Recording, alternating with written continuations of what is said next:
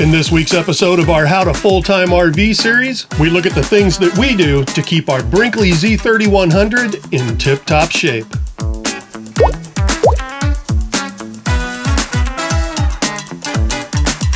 Hi, I'm Mike. And I'm Tony. And welcome to our RV Sunsets. We're a couple in our 50s with a little tiny crazy dog, and we full-time in our Brinkley Z3100. We are going on our third year of full-timing. The last 16 months has been inside of the Brinkley. I'd also like to welcome you to our How to Full-Time RV series. This is the eighth video in this series. If you would like to watch all of them, there is a playlist on our channel page that will just play one after the other after the other.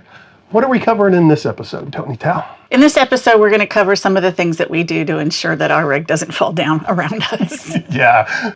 We cover things like what we do on the inside, the outside, and if you stay to the end, we'll cover the rules of the road that we abide by to ensure the least amount of damage to our vehicle. All right, let's get this thing going by having Tony Tao talk about the inside of the rig. I usually handle things on the inside when we're setting up and tearing down, and he handles stuff on the outside, and that includes setup, tear down, and maintenance. So with that said, here are the things that I do to ensure that things don't get damaged or cause damage as we're moving down the road. Number one rule: everything that locks should be locked. I'm talking about the shower doors. I'm talking about the closet doors. I'm talking about the refrigerator. And I'm talking about the front door.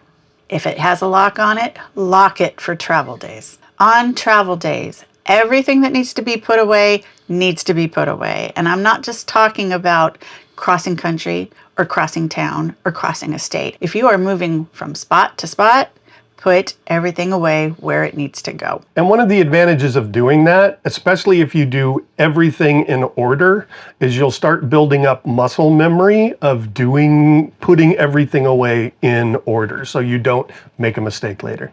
Every time I move, whether it's a far spot or whether it's across town or anything, I do things from front to back of the rig. It becomes easier and easier each time, and you're least likely to forget anything. Don't overfill your cabinets or drawers or your pantry. If you overfill things, that gives it more of a tendency to pop open, to shift during travel and pop things open. And when things pop open, things get damaged. We have a rule in the rig to make sure that we don't overstuff things, and that is one thing in, one thing out. So if we get a new t-shirt, an old t-shirt has to go.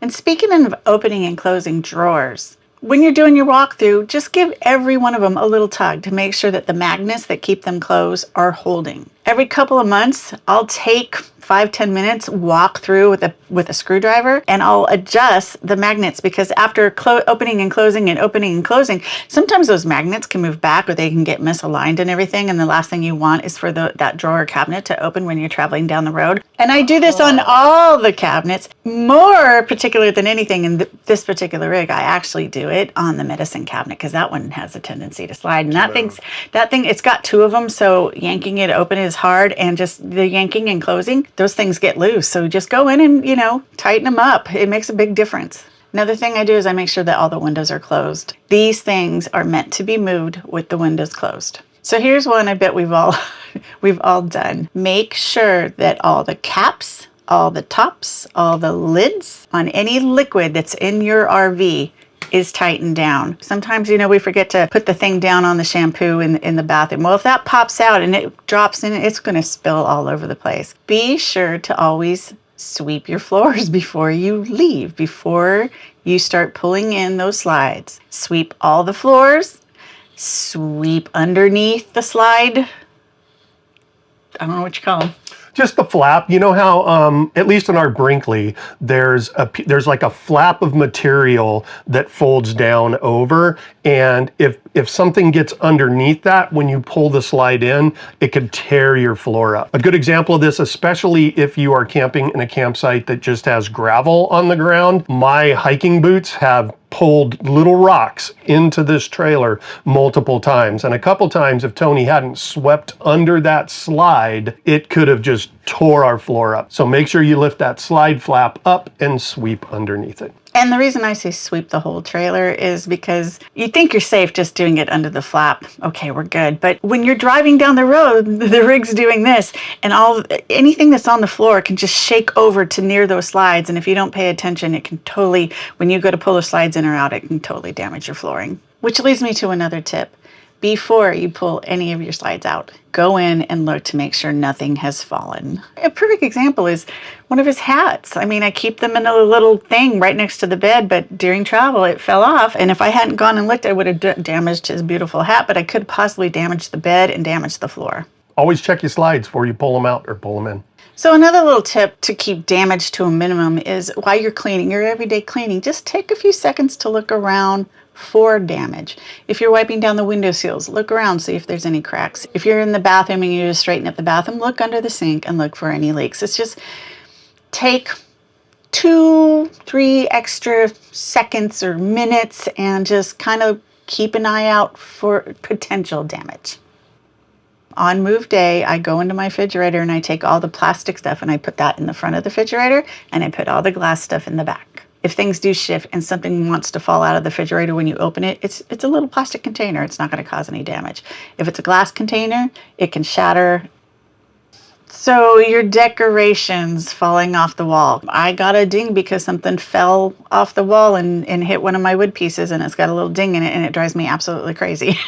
Make sure that whatever you put on the wall, you secure it tightly. So if I'm putting something on my wall, I double up on what's recommended for the hanging. And what I mean by that is I use command strips for everything. I use the big, long Velcro ones that hold 25 pounds. I don't care if the pictures are this big. I'm using that strip. I'm doubling up on it. More importantly, command strips do work, but you gotta follow the directions. I cannot stress that enough. We did a video early on where Tony Tao explained how to do the command strips. I'll link that video up here. And a little added tip, if you buy these command strips at Costco, they're a lot cheaper. So, as I've stated before, moisture is not your friend in an RV. It just isn't. It can ruin wood, it can ruin your bedding, it can develop mold. So the best thing you can do and that we can recommend is to get a dehumidifier and run it. Yeah, we have a 25-pint Hyson dehumidifier. It'll handle up to like 1,500 square foot, which is way more than what this trailer is. You can set the humidity level on it to the level that you want. It works amazingly well. I'll put a link to it in the show notes below. Okay, that's it for the inside. Should we do the outside? Sure. All right, here's what we do on the outside of the rig.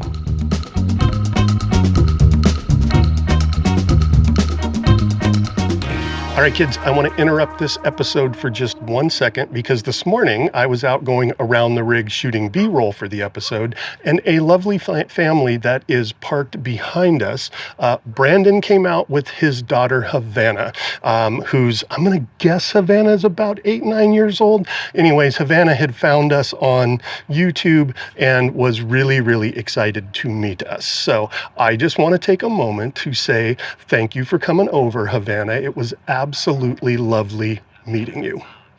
All right, back to the episode.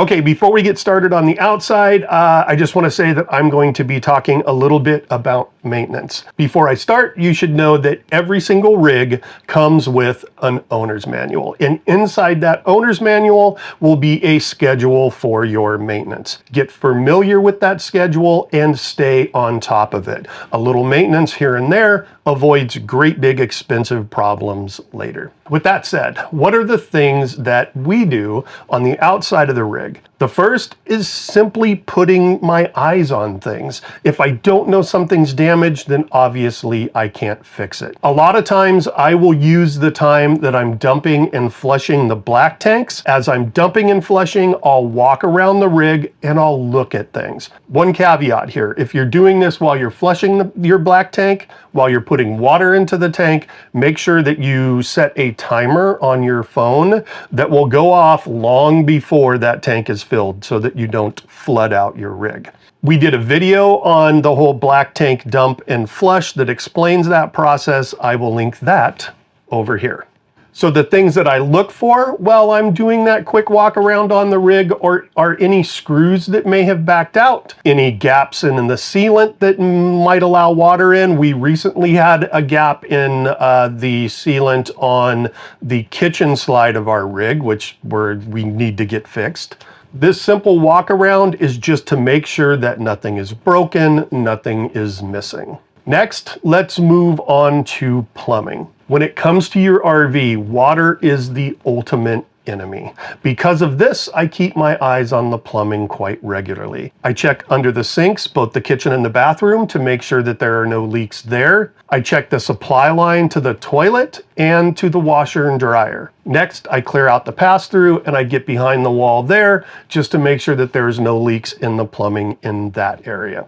We did a detailed video on this process for our Brinkley Z3100, and again, I will link it here and I will link it in the show notes. I do this plumbing inspection about every 3 to 4 weeks when we're stationary.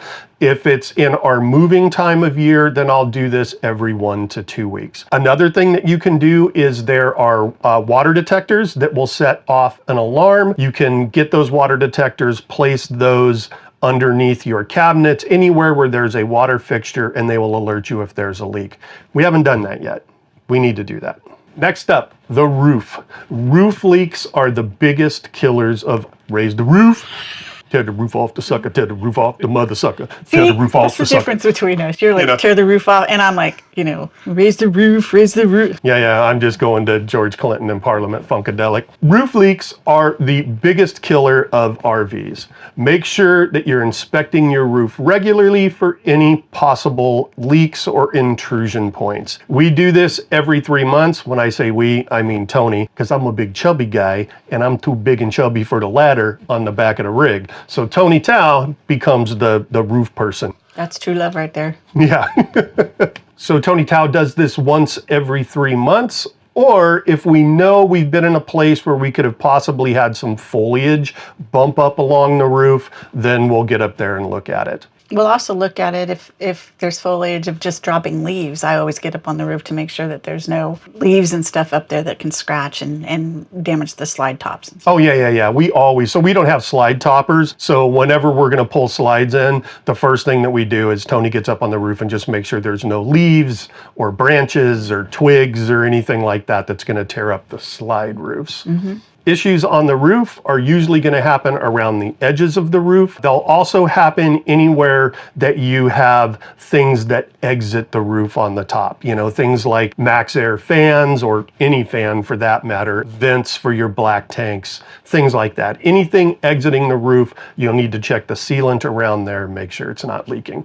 Okay, on to slides. There's a couple of things that we do for our slides. First is, again, just inspect and look for any damage on the slide. Loose components on the through frame or rack and pinion slides. I'll also look for any loose screws on the slim rack slide that we have. You could do that also if you have Schwintek slides. Also with the Schwintek slides, I always made sure that I brushed out the slide rail before I put it back in after it had been out. If you have hydraulic slides, just look for any loose fittings or look for any leaks in the system. Oh, another thing before we leave slides, when you are setting up or tearing down, slides do not go in and out unless the rig is level. We level everything first, then we put the slides out. When we're packing up, we make sure that we pull all the slides in before we hook up to the truck. One other thing that we do is the slide seals, those black pieces of rubber that go around the slide.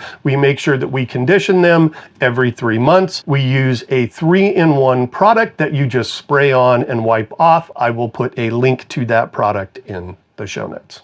Lastly, our suspension. For us, this is a very simple process as we have a towable. I grease the wet bolts about every 3,000 miles. I put 2 or 3 squirts into each wet bolt. All right, so that's the indoor stuff and the outdoor stuff that we do. But what about just general rules that we follow as we're going down the road or as we're setting up and tearing down to make sure we don't damage our RV? Right. We'll discuss those in the next segment. First, let's talk about the teardown and the setup process. Consistency is going to be key when it comes to tearing down and setting up your RV at a campsite. Do everything in a specific order and do it in that order every single time. Also, if you get interrupted during this process, somebody wants to come take a tour of your Brinkley, it happens all the time, start back at the very beginning of that process and walk through it again. It may help when you first start doing this to have a checklist. That's what we originally did. We had a checklist for all of this. It's now gotten to the point where it's muscle memory and I don't really look at the checklist unless we've been stationary for a while. All right, it's time to pull into your RV park. When you pull up to your site, get out of your truck, go and look at the site, look at your rig, get to know what's around it. Yeah, I kind of use that moment to make a mental picture of what's going to be around the trailer as I'm backing it in. Maybe there's a picnic table on the right-hand side, a boulder on the left-hand side. Just make that mental picture. Always, always, always have your partner behind the rig, making sure that you don't hit anything. And always be in constant communication with them. We use a phone, but we also have walkie-talkies for when we're in an area where we don't have any cell coverage. And I'm going to add this because I see it happen all the time. Make sure that the driver of the rig can see you in their mirrors, not only just for communication, but for safety. Decide on the nomenclature that you're going to use when you're giving direction. An easy one for us is, instead of saying left and right, say passenger side, driver side. It just makes a world of difference. Side note on this, if you want to have a little fun judging others while they're backing their rig into their site, we actually developed a game for this called Park That Rig. You can find the rules and you can find a downloadable scorecard at this link up here or that link down in the show notes. Can I add a little caveat here? Yes, go. Parking your rig is stressful. Watching other people park their rig can be just as stressful. Sometimes more. Once you're hooked up, before you pull away, the last thing that you have to do is a walk around. I do this every single time the same way. The things that I'm looking for are the bed covers strapped down, safety chains are connected, breakaway cable is connected, front jacks are up, propane is turned off, water pump is off. This is a super important one. If your water pump's on and you have water in your tank and you're going down the road and something bumps into the handle on the sink faucet and it starts just dumping water into your trailer, make sure the water pump is off. Back jacks are up, and then all of the cargo doors and the front door on the trailer is locked. Again, I do this walk around in the same order every time. I'm even that nut job that says them out loud as I'm walking around the trailer. I'm sure that there has been a ton of campers looking at me thinking, who is this crazy man mumbling to himself walking around the camper? I would rather have them think I'm crazy than to miss a step. So by saying it out loud, it checks it off mentally in my brain. I'm just going to add, I kind of do the same thing on the inside. Even though I think I've done everything, one final walkthrough is always important. Lastly, let's talk about the rules we have when we're actually on the road. So there are some rules that we follow once we're on our route, and one of the most important one is we never go over 65 miles per hour. Yeah, we've been going down the road before and seen like fifth wheels come flying by us and the rig is just bouncing all over the place. And I can't imagine how much damage it's doing to everything in that rig. So for us, it's 65 miles an hour. If you're full-time like us, just remember that the journey, the part of getting from point A to point B, that's all part of it too. slow down, enjoy the ride, and most importantly, don't be afraid to really slow down if the road conditions require it. We were on I-20 in between Shreveport, Louisiana and Bossier City, which to this day, I swear is the worst road in the United States. We had semis flying past us and we were seeing air under the back tires of the semi trailers because it was so rough and so bumpy. We were down to about 40 miles an hour on the freeway. People were passing us. Some of them were honking their horns. They were pissed off at us. Let them be as pissed off as they want. You have your house behind you. Don't destroy your house just to make sure you don't make somebody angry because they have to pass you on the freeway.